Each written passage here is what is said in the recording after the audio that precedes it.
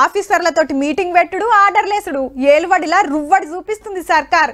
గవర్నమెంట్లా ఏ శాఖ పనితనం ఎట్లున్నది, ఇప్పటిదాకా ఏమేం పనులు చేసిండ్రు, చేయాల్సిన ఏమున్నాయి, పనులు చాలు చేసినాక పెండింగ్ల పడ్డ ఏంటి, కొత్తగా చేయాల్సిన సౌలతులేంది, మునుపు జరిగిన పనులల్లా ఏమన్నా అవినీతి జరిగిందా, ఇట్లా అన్ని శాఖల మీద నజరేసిండు సీఎం సారు. రోజుకో శాఖ ఆఫీసర్లతోటి సచివాలయంలో మీటింగ్ పెట్టి అరుచుకుంటుండు.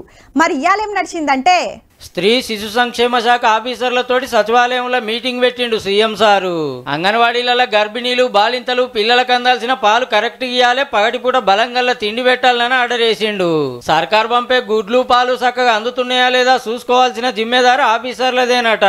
అవసరమైతే అంగన్వాడీలలో సీక్రెట్ కెమెరాలు పెట్టాలి, కరెక్ట్ గా డ్యూటీలు చేస్తట్టు బయోమెట్రిక్ హాజరు తీసుకోవాలని చెప్పిండు. చాలా మటుకు కిరాయిలలో అంగన్వాడీలు నడుపుతున్నట్టు తేలిందట.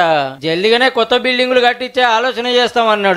అట్లనే ఇందిరమ్మిండ్ల సాయం మీద మంత్రులతో మీటింగ్ పెట్టి పథకం ఎట్లెట్లా అమలు చేయాలనో మాట్లాడిండు. ఇక ప్రజాభవన్ లో ప్రజావాణి సౌలతులు అరుచుకున్నాడు చిన్న సీఎం బట్టి సారు. మంగళవారం శుక్రవారం తిప్పలు చెప్పుకుంటానికి 100 మంది వస్తున్నారు. ఆల్రెడీ ముంగట టెంట్లు లోపల కుర్చీలు పరిచిండ్రు.